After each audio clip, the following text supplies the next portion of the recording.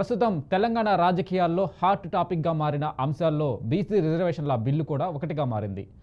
సమాజం కోసం కలలు కంటున్న కాంగ్రెస్ అగ్రనేత రాహుల్ గాంధీ ఆలోచనలకు, అభిప్రాయాలకు అనుగుణంగా దేశమంతా కాంగ్రెస్ నేతలు బీసీ రాగం అందుకున్నారు.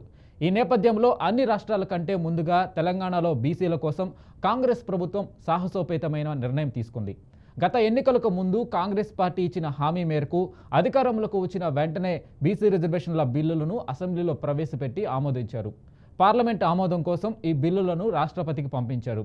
కానీ కేంద్రం ఏ నిర్ణయం తీసుకోకపోవడంతో రాష్ట్ర కాంగ్రెస్ నేతలు గల్లీ నుంచి బీసీ నేతలను కలుపుకొని దేశ రాజధాని ఢిల్లీకి కదం తొక్కారు. ఢిల్లీలోనే తేల్చుకుంటామని, లేదంటే కేంద్రంలోని బీజేపీ ప్రభుత్వాన్ని గద్దె దించుతామని ఢిల్లీ గడ్డపై సీఎం రేవంత్ రెడ్డి గర్జించారు. దీంతో అంబేద్కర్, కరుణానిధి సరసన నిలిచారని సీఎం రేవంత్ రెడ్డిపై ప్రశంసలు కురుస్తున్నాయి.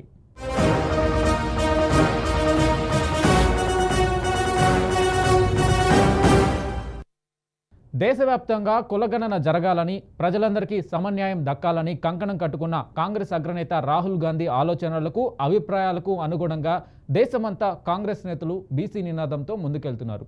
గత ఎన్నికలకు ముందు కాంగ్రెస్ పార్టీ రాహుల్ గాంధీ ఇచ్చిన హామీ మేరకు తెలంగాణలో కాంగ్రెస్ పార్టీ అధికారంలోకి వచ్చిన వెంటనే కులగణన చేపట్టి బీసీ రిజర్వేషన్ల బిల్లులను రూపొందించి అసెంబ్లీలో ఆమోదించారు. దీంతో బీసీలకు రిజర్వేషన్లు కల్పించేందుకు మొదటి అడుగు అయిన కులగణన చేపట్టి దేశానికి తెలంగాణ రోల్ మోడల్గా మారిందా? అన్ని రాష్ట్రాల కంటే తెలంగాణలో బీసీల కోసం కాంగ్రెస్ ప్రభుత్వం సాహసోపేతమైన నిర్ణయం తీసుకున్నట్టయిందా? బీసీలకు 42% రిజర్వేషన్లు కల్పించేందుకు తెలంగాణలో కాంగ్రెస్ ప్రభుత్వం ఆమోదించిన బీసీ బిల్లులు కేంద్రంలోని బీజేపీ ప్రభుత్వాన్ని, ప్రధాని మోడీని ఇరకాటంలో పడేసిందా?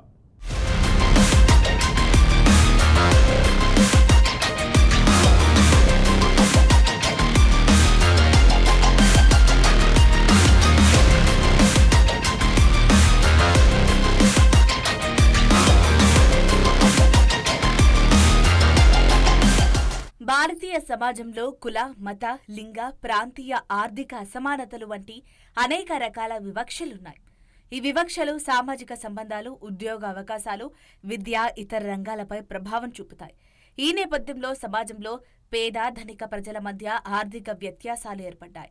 ఇది సామాజిక అసమానతలకు దారితీసింది. ఈ సామాజిక అసమానతలు ఒకే సమాజంలో ఉన్న మానవ సంబంధాలను దెబ్బతీసింది. ఈ అసమానతలు సమాజంలో విభేదాలను పెంచుతుంది. ఇలాంటి ఒక విభజనలో బ్యాక్వర్డ్ క్లాస్ అంటే వెనుకబడిన వర్గాలు, సింపుల్గా బీసీలు అంటారు. ఈ బీసీ వర్గాలకు శతాబ్దాలుగా సమాన అవకాశాలు దక్కలేదు. వారు కోరుకునే హక్కులు, రిజర్వేషన్లు ఇప్పటికీ వెనుకబడిపోతున్నాయి. ఈ నేపథ్యంలో బీసీలంతా తమ వర్గం ప్రజల తరపున తమ హక్కుల కోసం కదం తొక్కారు. ఇప్పటికే ఎన్నో ఉద్యమాలు కొనసాగగా తాజాగా తెలంగాణ సీఎం రేవంత్ రెడ్డి ఆధ్వర్యంలో దేశ రాజధాని ఢిల్లీ గడ్డపై తమ వాటా కోసం గర్జించారు. దీంతో అంబేద్కర్, కరుణానిధి సరసన నిలిచారని రేవంత్ రెడ్డిపై ప్రశంసలు కురిపిస్తున్నారు.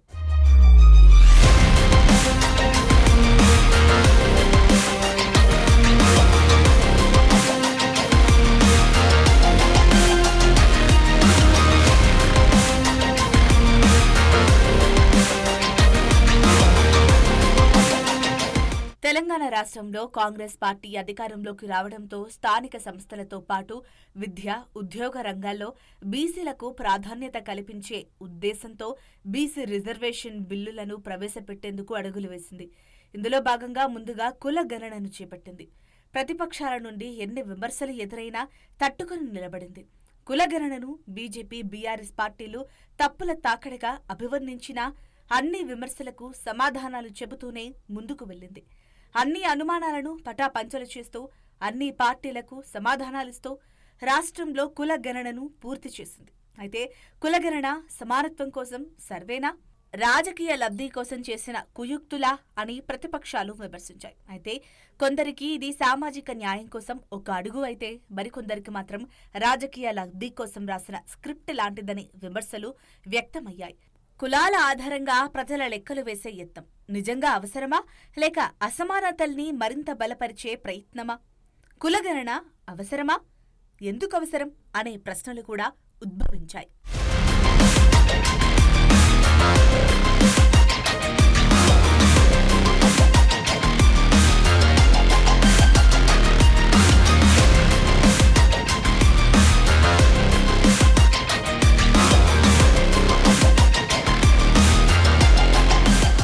ప్రస్తుత రిజర్వేషన్ విధానాలు 1931లో బ్రిటిష్ కాలంలో జరిగిన కులగణన ఆధారంగా రూపుదిద్దుకున్నాయి.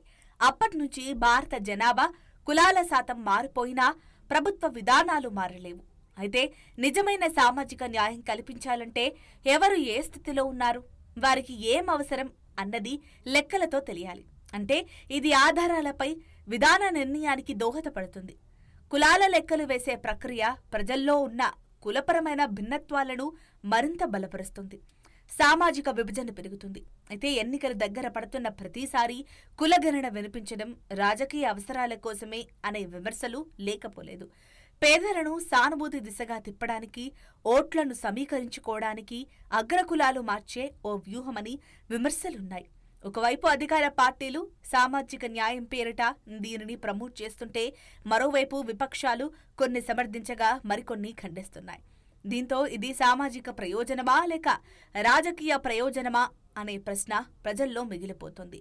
గ్రామీణ ప్రాంతాల్లో చాలా మంది దీనిని ఆహ్వానిస్తున్న పట్టణ విద్యావంతుల్లో ఈ గణనపై భేదాభిప్రాయాలున్నాయి. కులగణన ఒక వాస్తవిక రాజకీయ సామాజిక అంశం. దాన్ని అమలు చేసే విధానము, ఉద్దేశము ప్రశ్నించాల్సిన అంశాలే. ఇది న్యాయంగా అమలైతే నిజమైన డేటా ఆధారంగా సామాజిక శ్రేయస్సు సాధ్యపడుతుంది. కానీ రాజకీయ లబ్ధి కోణంలో ఉపయోగిస్తే అదే గణన మన సమాజాన్ని మరింతగా చీల్చే బాణమవుతుందనేది రాజకీయ విశ్లేషకుల అభిప్రాయాలు. అయినప్పటికీ బ్రిటిష్ కాలంలో జరిగిన కుల గణనను కాదని తెలంగాణ ప్రభుత్వం కులగణను ప్రతిష్టాత్మకంగా తీసుకుని దిగ్విజయంగా పూర్తి చేసింది. రాష్ట్రంలో 46.25% మంది బీసీలు ఉన్నట్లు తేల్చి చెబుతూ తెలంగాణ కులగణన సర్వే దేశానికే దిక్సూచిగా మారిందని ప్రభుత్వం ప్రకటించింది. దీంతో ఈ సర్వేను కాంగ్రెస్ అగ్రనేత రాహుల్ గాంధీ కూడా ఎన్నో సందర్భాల్లో తెలంగాణ కులగణన దేశానికే రోల్ మోడల్ అని హర్షధ్వనుల మధ్య నొక్కి చెప్పారు.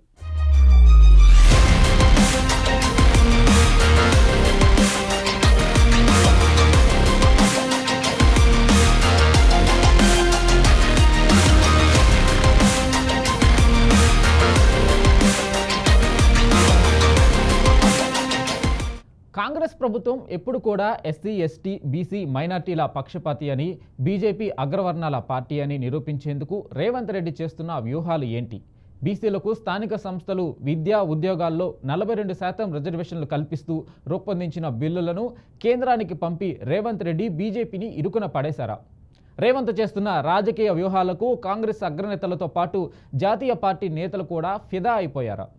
బీసీలకు 42% రిజర్వేషన్లు కల్పించి దేశంలో అందరికీ సమన్యాయం కల్పించేందుకు కంకణబద్ధుడైన రాహుల్ గాంధీతో పాటు రేవంత్ రెడ్డి చరిత్రలో నిలిచిపోతారా?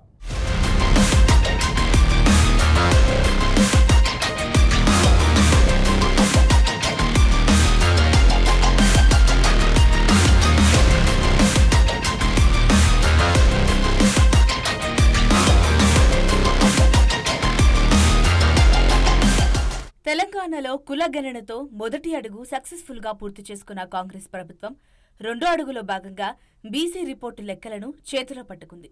ఈ రిపోర్టు ఆధారంగా స్థానిక సంస్థలు విద్యా ఉద్యోగాల్లో 42% రిజర్వేషన్లను కల్పిస్తూ వేరువేరు కీలక బిల్లులను తయారు చేసి అసెంబ్లీలో ప్రవేశపెట్టింది. 42% రిజర్వేషన్లతో పాటు పనులు పనిగా ఎస్సీ వర్గీకరణ బిల్లులను కూడా ప్రవేశపెట్టి ఆమోదించింది.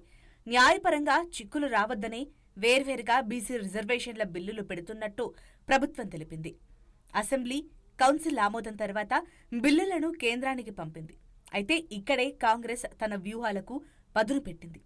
కేంద్రంలో ఉన్న బీజేపీ ప్రభుత్వం తాము ఆమోదించి పంపిన బిల్లులను అంగీకరించకుంటే రాజకీయంగా బీజేపీని దెబ్బకొట్టచ్చనే వ్యూహాలను పన్నింది. అందులో భాగంగా రాష్ట్ర అసెంబ్లీ తీర్మానం తెలిపిన బీసీ, ఎస్సీ రిజర్వేషన్స్ బిల్లులను రాష్ట్రపతి ఆమోదం కోసం పార్లమెంటుకు పంపింది.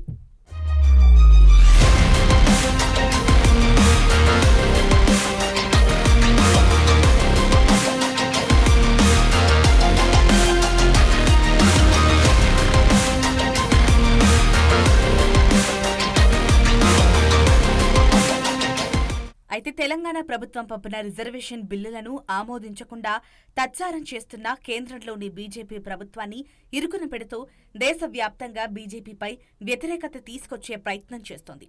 ఇక్కడే రేవంత్ తన వాణిని ఢిల్లీ వేదికగా బలంగా వినిపించారు. తద్వారా కాంగ్రెస్ ప్రభుత్వం ఎప్పుడూ కూడా ఎస్సీ, ఎస్టీ, బీసీల పక్షపాతి అని, బీజేపీ అగ్రవర్ణాల పార్టీ అని నిరూపించే ప్రయత్నం చేస్తున్నారు. దీంతో ఇప్పటికే తెలంగాణ రాష్ట్రంలో మొదటగా ఎస్సీ వర్గీకరణ చట్టాన్ని అమల్లోకి తెచ్చిన సీఎంగా ఖ్యాతి సంపాదించుకున్న సీఎం రేవంత్ రెడ్డి తాజాగా బీసీ రిజర్వేషన్ల కోసం ఢిల్లీ గద్దను కదిలించే నాయకుడిగా ముద్ర వేసుకున్నారు. దాంతో స్వంత పార్టీ నేతలతో సహా జాతీయ పార్టీల నేతలు కూడా సీఎం రేవంత్ రెడ్డి వ్యూహాలకు ఫిదా అవుతున్నారు. అందుకే రేవంత్ రెడ్డిని అంబేద్కర్ కరుణానిధి సరసన నిలబడ్డారని ప్రశంసలతో ముంచెత్తుతున్నారు. ఎస్సీల్లో, బీసీల్లో రేవంత్ రెడ్డి కీర్తి చిరస్థాయిగా నిలిచిపోతుందని పేర్కొంటున్నారు.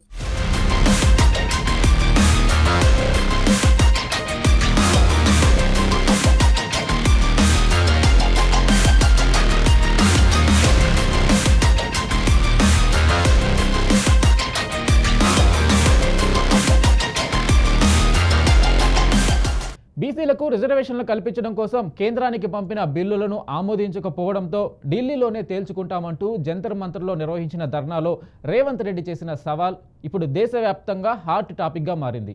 మా బలహీన వర్గాల సోదరులకు 42% రిజర్వేషన్లు ఇచ్చుకుంటామంటే గుజరాత్ వాళ్లకు కడుపు మంట ఎందుకు అంటూ ఢిల్లీలో రేవంత్ రెడ్డి ధ్వజమెత్తారు. ఈ క్రమంలోనే 42% రిజర్వేషన్లను ఆమోదించడానికి ప్రధాని మోడీకి రేవంత్ రెడ్డి ఇచ్చిన ఆప్షన్స్ ఏంటి? ఇస్తావా లేక చస్తావా అనే లెవెల్లో మోడీకి రేవంత్ రెడ్డి అల్టిమేటం జారీ చేశారా?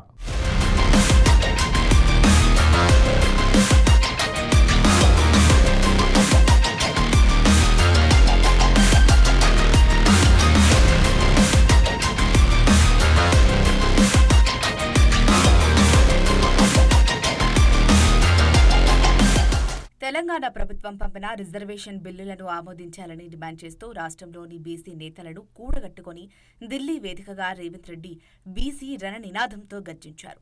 ఢిల్లీలోని జంతర్ మంతర్లో నిర్వహించిన ధర్నాలో మంత్రులు భట్టి విక్రమార్క, పొన్నం ప్రభాకర్, విజయశాంతి, అడ్లూరి లక్ష్మణ్, బలరాం నాయక్, వాకిటి శ్రీహరి, మహేష్ కుమార్ గౌడ్ ప్రజాప్రతినిధులు నేతలతో కలిసి కేంద్రాన్ని, ప్రధాని మోడీని చెడుగుడు ఆడారు. మోడీ, మేం గుజరాత్ నుంచి గుంట భూమి కూడా అడగలేదు. మా గడ్డ మీద మా బలహీన వర్గాల సోదరులకు 42% రిజర్వేషన్లు ఇచ్చుకుంటామంటే గుజరాత్ వాళ్లకు కడుపుమంట ఎందుకు అని ప్రధాని మోడీని ప్రశ్నించారు. విద్య, ఉద్యోగాలు, స్థానిక సంస్థల ఎన్నికల్లో బీసీలకు 42% రిజర్వేషన్లపై అసెంబ్లీలో చేసిన బిల్లులు, ఆర్డినెన్స్కు రాష్ట్రపతి ఆమోదం ఎందుకు తెలపడం లేదని మండిపడ్డారు. తెలంగాణలో 4 కోట్ల ప్రజల అభిష్టం మేరకు శాసనసభలో ఆమోదించి బలహీన వర్గాలకు 42% రిజర్వేషన్లు ఇవ్వాలని ముక్తకంఠంతో విజ్ఞప్తి చేశామని, మా ఆలోచనలు, మా బిల్లులను తుంగలో తొక్కే అధికారం మీకెవరిచ్చారని నిలదీశారు. మీకున్నవి రెండే మార్గాలు: 42% రిజర్వేషన్ల బిల్లులకు ఆమోదించడం, లేదంటే ప్రధానమంత్రి గద్దె నుంచి దిగిపోవడమని రేవంత్ రెడ్డి ప్రధాని మోడీకి అల్టిమేటం జారీ చేశారు. తెలంగాణ శక్తి, ప్రజల పోరాట స్ఫూర్తిని తక్కువ అంచనా వేయొద్దని హెచ్చరించారు. 7 మంది ముఖ్యమంత్రులు 70 సంవత్సరాలలో ఈ దేశం మొత్తం లెక్కేస్తే ఒక 300 మంది ముఖ్యమంత్రులైన ఈ దేశంలో వివిధ రాష్ట్రాలకు 300కు పైగా ముఖ్యమంత్రులు ఎవరు చెయ్యని సాహసం, ఎవరు చెయ్యని కుల గణన తెలంగాణ రాష్ట్రంలో నా మంత్రివర్గ సహచరులు,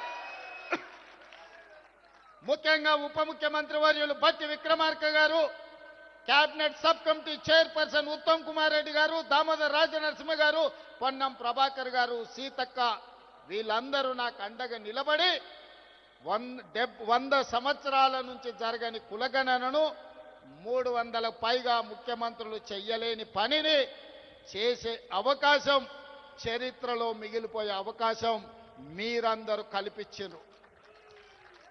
ఈనాడు ఏ ముఖ్యమంత్రికి రాని అవకాశం, ఏ రాష్ట్రానికి రాని అవకాశం, ఈరోజు దేశానికి ఆదర్శంగా నిలబడడానికి తెలంగాణ రాష్ట్రానికి, తెలంగాణ రాష్ట్ర 2వ ముఖ్యమంత్రిగా మీ సోదరుడిగా నాకు అవకాశం వచ్చింది. ఇది ఒక గొప్ప అవకాశం. ఇది చరిత్రలో మిగిలిపోయే, చరిత్రలో రాసి పెట్టే అవకాశం. ఈ అవకాశాన్ని అందిపుచ్చుకొని రాహుల్ గాంధీ గారి సందేశాన్ని పుచ్చుకొని తెలంగాణ రాష్ట్రంలో జనగణనలో కుల గణన చెయ్యడమే కాదు, 42% రిజర్వేషన్లు పెంచాలి అని చట్టాన్ని చేసి ఈరోజు ఢిల్లీకి సవాలు విసిరినాం. ఇవాళ తెలంగాణ రాష్ట్రంలో రిజర్వేషన్లకు అడ్డుపడ్డ చంద్రశేఖరరావు బండి సంజయో కిషన్ రెడ్డో రామచంద్రరావు కాదు మన సవాలు, మన పోటీ మన సవాలు ఢిల్లీ మీద, నరేంద్ర మోడీ మీద, భారత ప్రభుత్వం మీద మనం సవాలు విసురుతున్నాం. నరేంద్ర మోడీ గారు ఎన్డీఏ ప్రభుత్వానికి జంతర్ మంతర్ చౌరస్తా నుంచి నేను సూటిగా సవాలు విసురుతున్నా. మా డిమాండ్ను ఆమోదిస్తారా, లేకపోతే మిమ్మల్ని గద్దె దించి ఎర్రకోట మీద 3 రంగుల జెండా ఎగరేసి, ఎర్రకోట మీద 3 రంగుల జెండాను ఎగరేసి మా నాయకుడు రాహుల్ గాంధీ గారిని ఈ దేశ ప్రధానమంత్రిగా చేసి 42% ఓబీసీ రిజర్వేషన్లను సాధించుకునే వరకు ఇక్కడ ఉన్న వాళ్ళు ఎవరు నిద్రపోరన్న మాట నరేంద్ర మోడీ గారికి నేను విజ్ఞప్తి చేస్తున్నా. మిత్రులారా, ఈ వేదిక మీద నుంచి నేను విజ్ఞప్తి చేస్తున్న ఈ భారత ప్రధానమంత్రి గారికి, అయ్యా నరేంద్ర మోడీ గారు, మీ గుజరాత్ నుంచి గుంట భూమి మేము అడగలే, మీ పోర్బందర్ పోర్టు నుంచి చుక్క నీళ్లు అడగలే. మా తెలంగాణ రాష్ట్రంలో మా గడ్డ మీద మా బలైన వర్గాల సోదరులకు మేము 42% రిజర్వేషన్లు ఇచ్చుకుంటామంటే మీ గుజరాత్ వాళ్ళకు వచ్చిన కడుపు మంటేందని నేను అడగదలుచుకున్నా. బీసీలకు 42% రిజర్వేషన్ల కోసం 2 బిల్లులతో పాటు గత సీఎం కేసీఆర్ హయాంలో బీసీ రిజర్వేషన్లను 50% పరిమితం చేస్తూ తీసుకొచ్చిన చట్టాన్ని మేం రద్దు చేస్తూ ఆర్డినెన్స్లు జారీ చేశామన్నారు సీఎం రేవంత్ రెడ్డి. వాటిని రాష్ట్ర గవర్నర్ ద్వారా రాష్ట్రపతి ఆమోదం కోసం పంపితే 4 నెలలైనా ఆమోదం లభించలేదని మండిపడ్డారు. ప్రధాని మోడీ, బీజేపీ వాటిని అడ్డుకొని బలహీన వర్గాలకు అన్యాయం చేస్తుంటే గల్లీలో చూస్తూ ఉండలేక తాడోపేడో తేల్చుకుందామని ఢిల్లీకి వచ్చామన్నారు. ఈ కార్యక్రమానికి వివిధ రాష్ట్రాలకు చెందిన 100 మందికి పైగా ఎంపీలు సంఘీభావం ప్రకటించారని చెప్పారు. నేను చెబుతున్నా, మోడీ ఉన్న బీజేపీకి 150 సీట్లకు మించి ఒక్క సీటు కూడా రానివ్వనని హెచ్చరించారు. మోడీని గద్దెదించి వాజ్పేయి, మోహన్ భగవత్లకు చేతకాని పనిని మా నాయకుడు రాహుల్ గాంధీ చేసి చూపుతారని వార్నింగ్ ఇచ్చారు. అందుకే మిత్రులారా, ఇవాళ మన చిత్తశుద్ధిని ఎవడు ప్రశ్నించలేడు. ఇవాళ ఈ తెలంగాణ మోడల్, ఈ కులగణన, ఈ జనగణన, ఈ 42% రిజర్వేషన్ దేశ రాజకీయాలలో సునామీని సృష్టించబోతుంది. ఆ సునామీలో ఎన్డీఏ బంగాళాఖాతంలో కలవబోతుంది. నరేంద్ర మోడీ గారు కుర్చీ దిగబోతున్నారు. ఆనాడు నరేంద్ర మోడీ గారి పరమ భక్తుడు నిశికాంత్ దూబే గారు ఒక మాట చెప్పారు. నరేంద్ర మోడీ గారు కుర్చీ దిగరు, 2029లో కూడా ఆయననే ఎన్నికల్లో ప్రధానమంత్రి అభ్యర్థిగా ఉంటాడని. నేను ఒక మాట చెప్పదలుచుకునే వేదిక మీద, నరేంద్ర మోడీ గారు మీరు దిగొద్దు కుర్చీ, 2029 వరకు మీరే ఉండాలి. 2029 ఎన్నికల్లో అటల్ బిహారీ వాజ్పేయి ఆర్ఎస్ఎస్ చేయలేని పని, నరేంద్ర మోడీని గద్దెదించే పని మా సోదరుడు, మా నాయకుడు రాహుల్ గాంధీ గారు, మా నాయకుడు రాహుల్ గాంధీ గారి నేతృత్వంలో మా ప్రతి కాంగ్రెస్ పార్టీ కార్యకర్త దేశం నలుమూలల నుంచి కార్యోన్ముఖులై ఎన్నికల యుద్ధ రంగంలో నరేంద్ర మోడీని ఓడిస్తాం. ఢిల్లీ గద్దె నుంచి నరేంద్ర మోడీని దించుతాం. రాహుల్ గాంధీ భారత్ జోడో యాత్ర సమయంలో మారుమూల పల్లెల్లో ప్రజల ఆలోచనలు తెలుసుకున్నారన్నారు సీఎం రేవంత్ రెడ్డి. తెలంగాణలో కాంగ్రెస్ ను గెలిపిస్తే బీసీలకు 42% రిజర్వేషన్లు కల్పిస్తామని, కులగణన చేస్తామని ప్రకటించారని గుర్తు చేశారు. అందుకు అనుగుణంగానే మా ప్రభుత్వం ఆ రెండింటినీ అమలు చేసిందని స్పష్టం చేశారు. 70 ఏళ్లలో దేశంలోని వివిధ రాష్ట్రాలను పాలించిన సుమారు 300 మందికి పైగా సీఎంలు చేయని సాహసం తెలంగాణలో మా మంత్రివర్గ సహచరులు చేసి చూపించారన్నారు. రేవంత్ రెడ్డి జంతర్ మంతర్లో డ్రామా చేస్తున్నాడని విపక్ష నాయకుడు ఒకరన్నారని, అయితే బలహీన వర్గాల దీక్ష వారికి ఓ డ్రామాలా కనిపిస్తోందా అంటూ మండిపడ్డారు. ఓబీసీ రిజర్వేషన్లు పెంచడానికి రాహుల్ గాంధీ కంకణబద్ధుడయ్యారన్నారు. ఈ విషయంలో ఆయన మాట మాకు శిలాశాసనం. దాన్ని ముందుకు తీసుకెళ్లే బాధ్యత నాది, నా మంత్రివర్గ సహచరులది. దానికి ఎదురొచ్చే వారికి బుద్ధి చెబుతామని రేవంత్ రెడ్డి స్పష్టం చేశారు. మోడీ గారు మీకున్న మార్గం ఒక్కటే, అయితే మా బిల్లులు ఆమోదించండి, మా బలైన వర్గాలకు 42% రిజర్వేషన్లు ఇవ్వండి. గద్దె మీద ఉంటే 42% ఇవ్వాల్సిందే. నువ్వు 42% ఇవ్వకపోతే గద్దె మీద నుంచి మేము దించుతాం, 42% రిజర్వేషన్ సాధించుకుంటాం. మీరు తెలంగాణ శక్తిని, తెలంగాణ ప్రజల పోరాట స్ఫూర్తిని తక్కువగా అంచనా వేస్తున్నారు. నరేంద్ర మోడీ బీసీలకు బద్ధశత్రువని, ఆయన ఎలా ఉన్నా ఈ ధర్నాకు మద్దతు పలకడానికి కిషన్ రెడ్డి, బండి సంజయ్, రామచంద్రరావులకు ఏమైందని రేవంత్ రెడ్డి ప్రశ్నించారు. మీరు మళ్లీ తెలంగాణకొచ్చి బీసీలు, దళితులు, గిరిజనులను ఓట్లు అడగరా? తెలంగాణతో మీ అవసరం తీరిపోయిందా? మోడీతో బీఆర్ఎస్ ఎందుకు అంటకాగుతోంది? తెలంగాణ ప్రజలతో మీ పేగుబంధం కూడా తెగిపోయిందా? ఈ ధర్నాకు మీరెందుకు రాలేదు అంటూ నిలదీశారు. రాహుల్ గాంధీ స్ఫూర్తితో కులగణన, బీసీ రిజర్వేషన్ల పెంపుతో ఢిల్లీకి సవాల్ విసిరాం. రాష్ట్రంలో రిజర్వేషన్లకు అడ్డుపడుతున్న కేసీఆర్, కిషన్ రెడ్డి, సంజయ్, రామచంద్రరావులు మనకు పోటీ కాదు. మనం మోడీ తదితర ఢిల్లీ నాయకులకు, భారత ప్రభుత్వానికి సవాల్ విసురుతున్నాం.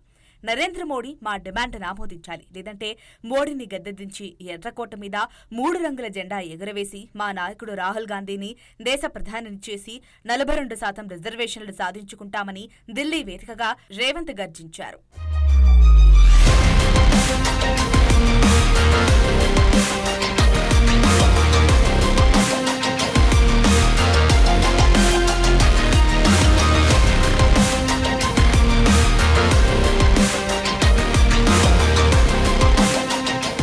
దేశంలో రిజర్వేషన్లు కల్పించిన అంబేద్కర్ తమిళనాడులో 69% రిజర్వేషన్లకు కారణమైన కరుణానిధి పేర్ల పక్కన రేవంత్ రెడ్డి పేరును సువర్ణాక్షరాలతో లిఖించే అవకాశముందని అభిప్రాయపడ్డారు.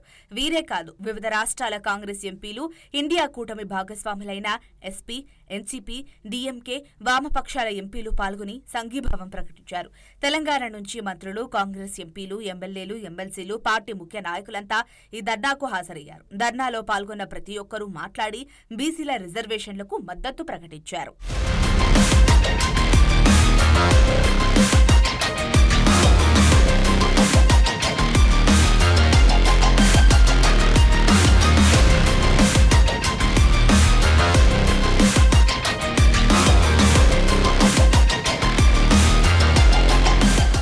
దేశవ్యాప్తంగా బీసీలకు రిజర్వేషన్లు పెంచడానికి కంకణబద్ధుడై ఉన్న రాహుల్ గాంధీ ఆశయాలే తమకు శిలాశాసనం అంటూ వాటిని ముందుకు తీసుకెళ్లే బాధ్యత రేవంత్ రెడ్డి తన భుజాన వేసుకున్నారు. ఈ నేపథ్యంలో రేవంత్ ఢిల్లీలో చేసిన కీలక వ్యాఖ్యలు దేశంలోని బీసీలందరినీ ఒక్క తాటిపైకి తీసుకొచ్చే అవకాశం కనిపిస్తుంది. తెలంగాణలో బీసీలకు రిజర్వేషన్లను పెంచితే అదే దారిలో మిగతా రాష్ట్రాలు కూడా పయనించే అవకాశం కనిపిస్తుంది. అదే జరిగితే రాహుల్ గాంధీతో పాటు సీఎం రేవంత్ రెడ్డి చరిత్రలో నిలిచిపోతారనడంలో ఎలాంటి సందేహం లేదు.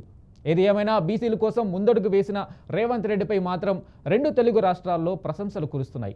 కేంద్రం కనుక ఈ బిల్లులను ఆమోదిస్తే ఆ క్రెడిట్ మొత్తం రాహుల్ గాంధీతో పాటు రేవంత్ రెడ్డికి దక్కుతుందనడంలో అతిశయోక్తి లేదు.